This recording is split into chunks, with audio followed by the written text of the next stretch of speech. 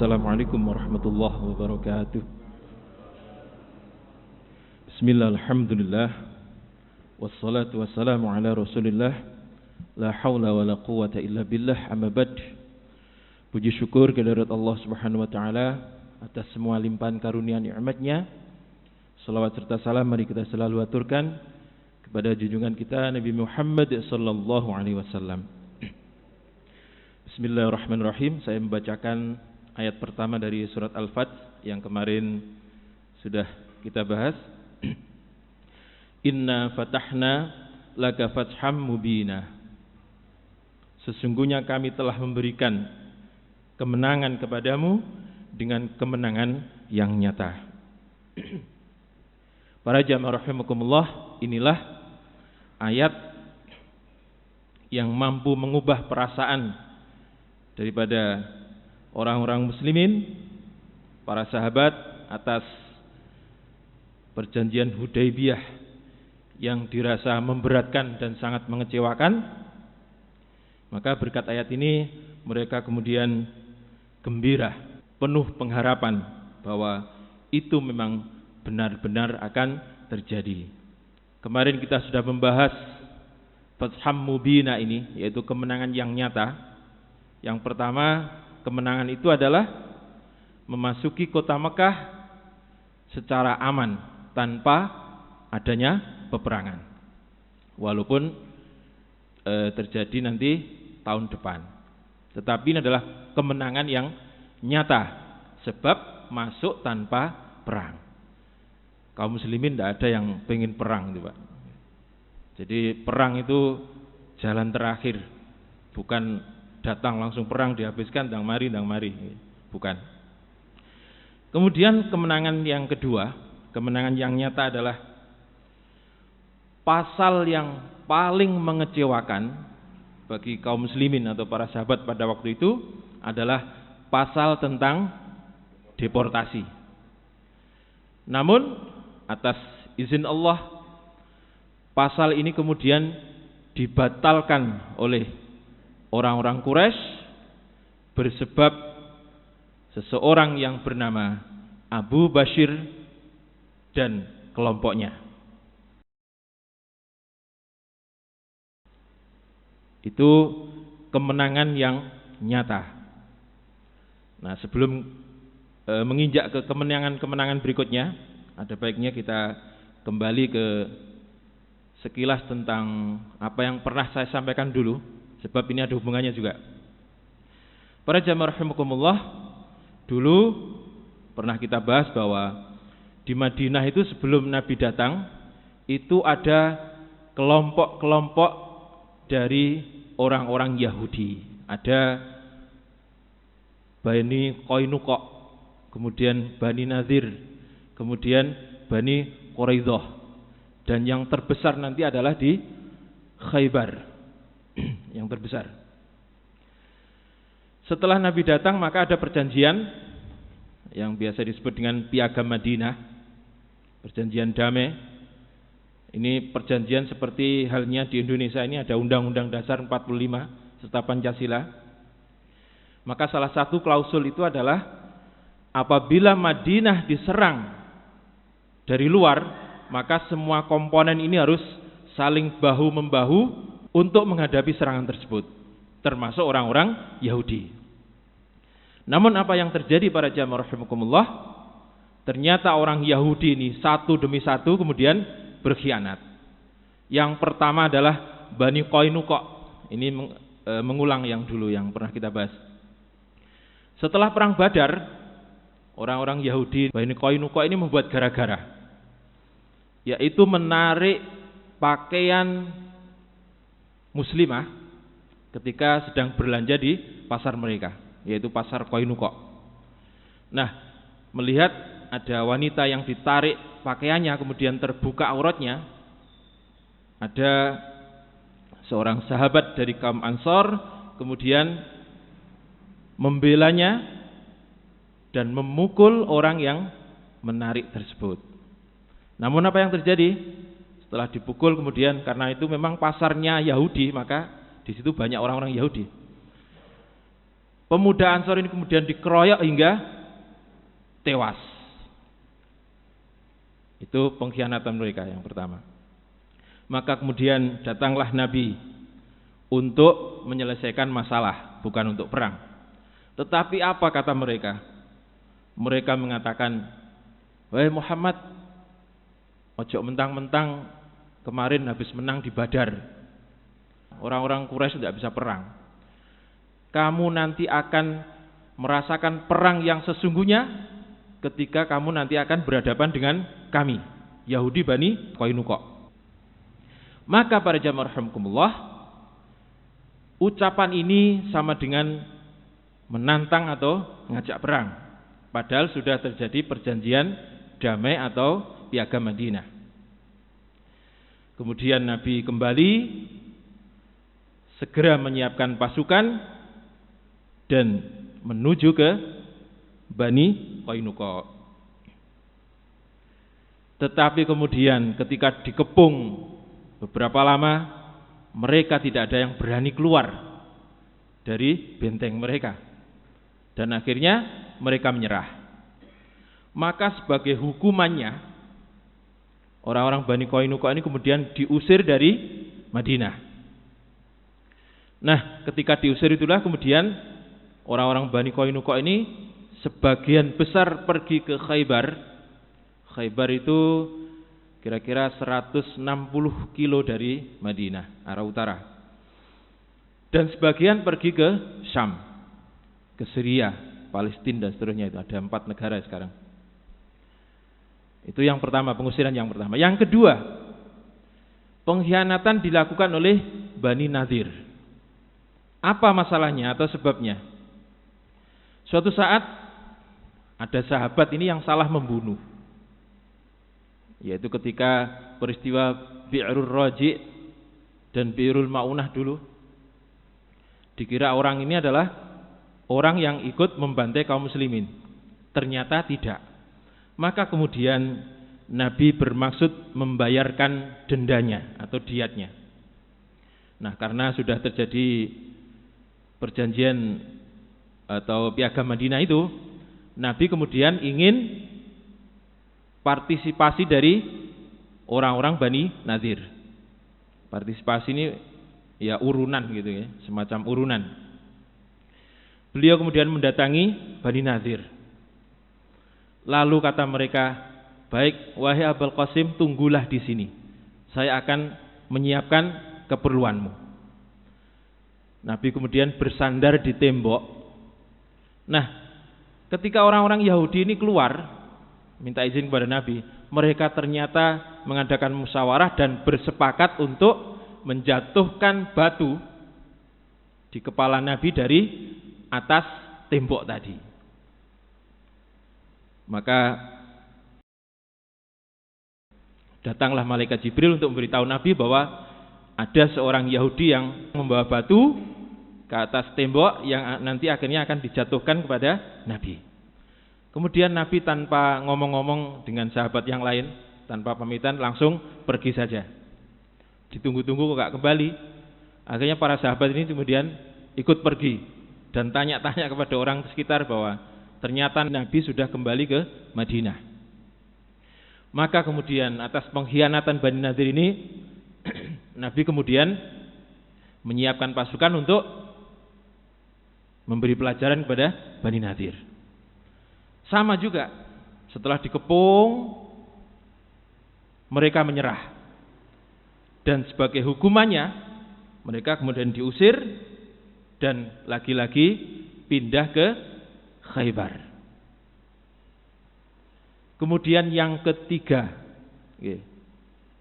jadi Bani Nadir ini kecewa luar biasa atas pengusiran mereka itu. Maka kemudian mereka memprovokasi orang-orang Mekah, suku Ghatafan dan lain-lain, termasuk orang-orang Yahudi di Bani Quraidah. Mereka kemudian mendatangi Abu Sufyan di Mekah.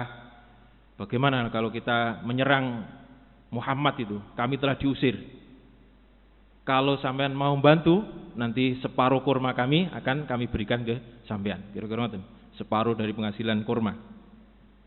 Maka terkumpullah waktu itu di perang Ahzab itu 10.000 pasukan. Nah, posisi Bani Quraidah ini berada di belakang Madinah. Mempunyai 3.000 pasukan. Berarti dikepung di depan 10.000 pasukan, di belakang 3.000 pasukan. Maka setelah perang Ahzab atau perang Khandaq itu sudah selesai, Abu Sufyan sudah meninggalkan tempat sebab badai dingin yang luar biasa. Kemudian Nabi mengarahkan pasukannya ke Bani Quraidah. Nah, ketika di Quraidah itu kemudian mereka sudah menyerah, tetapi mereka tidak mau yang memutuskan adalah Nabi kita. Mereka mau yang memutuskan adalah orang yang pernah bersekutu dengan mereka. Siapa itu? Sa'ad bin Mu'ad. Dengan harapan hukumannya lebih ringan daripada pendahulu-pendahulu mereka yang sudah diusir. Namun apa yang diputuskan saat ini ternyata Sa'ad bin Mu'ad memutuskan bahwa seluruh orang-orang Yahudi Bani Quraidah yang dewasa harus dipenggal kepalanya.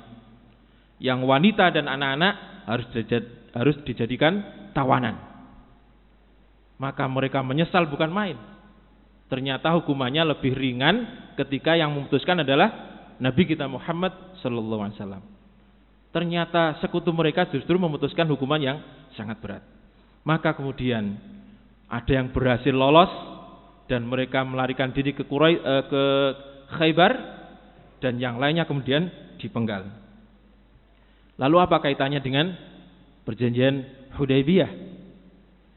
Kaitannya adalah perjanjian Hudaybiyah kemarin yang salah satu pasalnya adalah genjatan senjata atau perjanjian damai. Maka dengan pasal inilah kemudian kaum muslimin bisa fokus untuk memerangi Khaybar.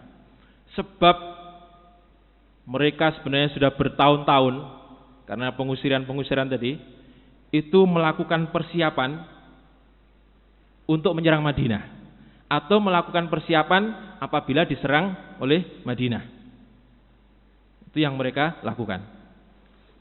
Nah, para jamaah rahimakumullah, maka sekembalinya Nabi dari Hudaybiyah, Nabi segera menyusun kekuatan untuk memerangi orang-orang Yahudi yang berada di Khaybar. Nah, orang-orang yang tidak bersungguh-sungguh dalam keislamannya pun banyak yang ikut. Apa sebabnya? Sebab mereka mendengar dan yakin atas janji Allah yang ada di surat Al-Fat juga, yaitu wa'adakumullah maghanima katsiratan ta'khudunaha fa'ajjala lakum hadhi. Allah menjanjikan kepada kalian harta rampasan perang yang banyak yang dapat kamu ambil, maka akan disegerakan Allah harta rampasan tersebut untukmu. Dan ini diyakini oleh orang-orang yang Islamnya baik ataupun orang yang Islamnya tidak sungguh-sungguh. Maka kemudian mereka ingin ikut, termasuk orang-orang munafik ingin ikut. Tetapi kemudian Nabi mensyaratkan bahwa yang boleh ikut ke Khaybar adalah orang-orang yang kemarin ikut Bai'atur Ridwan. Berapa jumlahnya kemarin, Pak? Bai'atur Ridwan? Ada yang ingat? Orang-orang yang mau umroh nggak jadi nih kemarin berapa? 1.400-an atau sekitar 1.400 sampai 1.500-an. Hanya itu yang diperbolehkan Nabi untuk ikut, yang lainnya tidak boleh. Maka kemudian mereka masih nganyel, ya Rasulullah, kami ini lillahi ta'ala, kami ini hanya ingin mengharapkan ridha Allah. Maka kemudian Nabi mengatakan, baik, kalian boleh ikut, tetapi kalian tidak mendapatkan ghanimah. Napa ghanimah? harta rampasan perang. Maka dengan kata-kata Nabi ini akhirnya mereka kemudian mundur alon-alon.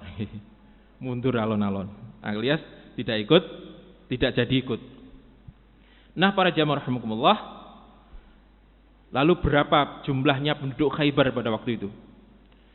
Kira-kira mereka mempunyai tentara sebesar 10.000. Khaybar luas, lumayan luas. Sementara pasukan Nabi berapa tadi? 1.400. Tidak imbang, ya, tidak imbang. Tetapi karena ada janji dari Allah, kemudian Nabi sangat optimis. Bahkan perangnya menuju kemana itu diumumkan oleh Nabi. Sebab perang-perang yang dilakukan oleh Nabi itu sebagian besar mereka baru dikasih tahu setelah dekat dengan tujuan. Untuk apa? Supaya tidak bocor, barangkali ada mata-mata. Tetapi di Khaybar ini langsung ditunjukkan, kita nanti akan perang di Khaybar. Makanya banyak yang ikut. Nah, para jamaah rahimakumullah, maka ketika mereka mendengar Nabi telah menyiapkan pasukan untuk memerangi mereka, mereka segera menyiapkan pula. Padahal jumlahnya beberapa kali lipat dibanding tentara Nabi. Maka kemudian yang mereka lakukan pertama kali adalah mendatangi Bani Murrah. Mendatangi Bani Murrah yang berada di sekitar Khaybar. Bani Murrah ini dipimpin oleh seseorang yang bernama Haris ibnu Auf al-Murri. Kemudian mereka mengatakan, wahai Haris, engkau tahu bagaimana kekayaan daripada Khaybar? Ya, kami tahu. Begini, kami ini akan diserang oleh Muhammad beserta pasukannya. Ya, jumlahnya tidak banyak sih, jumlahnya cuma 1.400. Sementara kami sudah mempunyai 10.000 pasukan. Enteng sebenarnya. Tetapi jika kamu mau mengirimkan pasukanmu untuk membantu kami, maka separuh dari kekayaan Khaybar akan kami bagi dengan kalian, Bani Murrah. Dan itu nanti berlangsung beberapa tahun. Itu yang dikatakan oleh orang-orang Yahudi. Kata Haris tadi, jadi kalian meminta kami untuk mengirim pasukan untuk menjaga kalian. Tapi demi Allah, saya melihat bahwa Muhammad beserta pengikutnya akan mendapatkan kemenangan di Khaybar. Jadi maaf, tawaran sampean saya tolak. Kata orang-orang Khaybar, jadi kamu menolak kekayaan Khaybar? Tidak apa-apa, tidak dapat kekayaan, tidak apa-apa. Sebab kami percaya bahwa Muhammad akan menang di Khaybar. Jadi maaf, saya tidak mau terlibat dengan urusan ini. Itu yang dikatakan oleh Al-Haris. Nah, para jamaah rahimakumullah, karena ditolak di Bani Murrah, kemudian orang Yahudi ini mendatangi suku Ghatafan. Suku yang dulu di perang Ahzab atau di perang Khandaq itu menyuplai separuh dari jumlah pasukan, yaitu 5.000 pasukan. Dari 10.000 itu 5.000 dari suku Ghatafan. Ini yang didatangi oleh orang-orang Yahudi. Maka perkataan yang sama disampaikan kepada pemimpinnya, yaitu Uyainah binti Huzn. Ini pemimpin mereka. Dan komentar Nabi tentang Uyainah ini, beliau mengatakan ahmaqul muta'. Kalau diterjemahkan sekarang itu orang bodoh yang ditaati kaumnya. Ini Uyainah, komentar Nabi. Maka orang-orang Yahudi mendatangi Uyainah ini dan mengatakan sama persis apa yang dikatakan kepada suku Murrah, yaitu kamu tahu kan kekayaan Khaybar. Jadi Khaybar ini memang terkenal dengan kekayaannya. hasil buah-buahnya luar biasa, makmur wilayahnya. Kalau di sini mungkin Malang gitu ya. Jadi kalau di Mekah itu ada Taif, kalau di Madinah ada Khaybar. Kekayaannya luar biasa. Lalu bagaimana tanggapan daripada Uyainah ini? Apakah dia mau membantu? Akan kita bahas pada pertemuan yang akan datang. Demikian, kurang lebihnya mohon maaf. Mudah-mudahan manfaat. Wassalamualaikum warahmatullahi wabarakatuh.